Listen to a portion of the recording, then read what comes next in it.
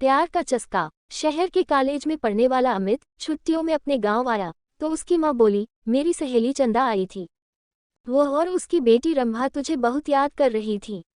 वो कह गई है कि तू जब गांव आए तो उनसे मिलने उनके गांव आ जाए, क्योंकि रंभा अब तेरे साथ रहकर अपनी पढ़ाई करेगी। यह सुनकर दूसरे दिन ही अमित अपनी माँ की सहेली चंदा से मिलने उनके गांव चला गया था। जब अमित वहां पहुंचा तो चंदा और उनके घर के सभी लोग खेतों पर गए हुए थे। घर पर रंभा अकेली थी। अमित को देखकर वह बहुत खुश हुई थी। रंभा बेहद खूबसूरत थी। उसने जब शहर में रहकर अपनी पढ़ाई करने की बात कही तो अमित उससे बोला, तुम मेरे साथ रहकर शहर में पढ़ाई करोगी तो वहां पर तुम्हें शहरी लड़कियों जैसे कपड़े पहनने होंगे। वहां पर यह चुन्नी बुन्नी का फैशन नहीं है। कहकर अमित ने उसकी चुन्नी हटाई तो उसके हाथ रंभा के सुडौल उभारों से टकरा गए। उसकी छुअन से अमित के बदन में बिजली के कट जैसा झटका लगा था।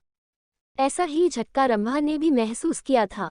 वह हैरान होकर उसकी ओर देखने लगी तो अमित उससे बोला, यह लंबी चौड़ी सलवार भी नहीं चलेगी। वहां पर तुम्हें शहर की लड़की की तरह रहना होगा। उनकी तरह लड़कों से दोस्ती करनी होगी। उनके साथ वह सब कुछ करना होगा जो तुम गांव की लड़कियां शादी के बाद अपने पतियों के साथ करती हो। कहकर वह उसकी ओर देखने लगा तो वह शर्माते हुए बोली, यह सब पाप होता है। अगर तुम इस पाप पुण्य के चक्कर में फंस कर यह सब नहीं कर सकोगी तो अपने इस गांव में ही चौका चूल्हे के कामों को करते हुए अपनी जिंदगी बिता दोगी।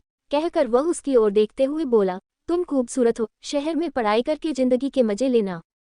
इसके बाद अमित उसके नाजुक अंगों को बार बार छूने लगा। उसके हाथों की छुअन से रंभा के तन बदन में बिजली का कट सा लग रहा था। वह जोश में आने लगी थी। रंभा के माँ बाप खेतों से शाम को ही घर आते थे, इसलिए उन्हें किसी के आने का डर भी नहीं था। यह सोचकर रंभा धीरे से उससे बोली, चलो अंदर पीछे वाले कमरे में चलते हैं। यह सुनकर अमित उसे अपनी बाहों में उठाकर पीछे वाले कमरे में ले गया। कुछ ही देर में उन दोनों ने वह सब कर लिया जो नहीं करना चाहिए था। जब उन दोनों का मन भर गया तो रंभा ने उसे देशी घी का गर्मागर्म हलवा बनाकर खिलाया। हलवा खाने के बाद अमित आराम करने के लिए सोने लगा। उसे सोते हुए देखकर फिर रंभा का दिल उसके साथ सोने के लिए मचल उठा। वो उसके ऊपर लेटकर उसे चूमने लगी तो वह उससे बोला, तुम्हारा दिल दोबारा मचल उठा है क्या? तुमने मुझे प्यार का चस्का जो लगा दिया है। रंभा ने अमित के कपड़ों को उतारते हुए कहा।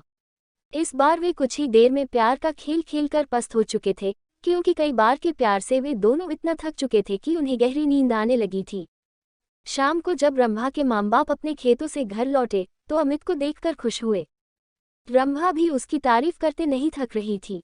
वह अपने माँ बाप से बोली, अब मैं अमित के साथ रहकर ही शहर में अपनी पढ़ाई पूरी करूंगी। यह सुनकर उसके पिताजी बोले, तुम कल ही इसके साथ शहर चली जाओ। वहां पर खूब दिल लगाकर पढ़ाई करो। जब तुम कुछ पढ़ लिख जाओगी तो तुम्हें कोई अच्छी सी नौकरी मिल जाएगी, तुम्हारी जिंदगी बन जाएगी, फिर किसी अच्छे घर में इसकी शादी कर देंगे। आजकल अच्छे घरों के लड़के पढ़ी लिखी बहू चाहते हैं। रंभा की माँ ने कहा तो अमित बोला, मैं दिन रात इसे पढ़ाकर इतना ज्यादा होशियार बना दूंगा कि फिर यह अच्छे अच्छे पढ़े लिखों पर भारी पड़ जाएगी। रंभा की माँ ने अमित के लिए खाने को अच्छे अच्छे पकवान बनाए। खाना खाने के बाद बातें करते हुए उन्हें जब रात के 10 बज गए तब उसके सोने का इंतजाम उन्होंने ऊपर के कमरे में कर दिया। जब अमित सोने के लिए कमरे में जाने लगा तो चंदा रंभा से बोली, कमरे में 2 पलंग हैं, तुम भी वहीं सो जाना। वहां पर अमित से बातें करके शहर के रहन सहन और अपनी पढ़ाई लिखाई के बारे में अच्छी तरह पूछ लेना। यह सुनकर रंभा मुस्कुराते हुए बोली, जब से अमित घर पर आया है तब से मैं उससे खूब जानकारी ले चुकी हूँ। पहले मैं एकदम अनाड़ी थी, लेकिन अब मुझे इतना होशियार कर दिया है कि मैं अब सब कुछ जान चुकी हूँ कि असली जिंदगी क्या होती है। यह सुनकर चंदा खुशी से मुस्कुरा उठी। वे दोनों ऊपर वाले कमरे में सोने चले गए।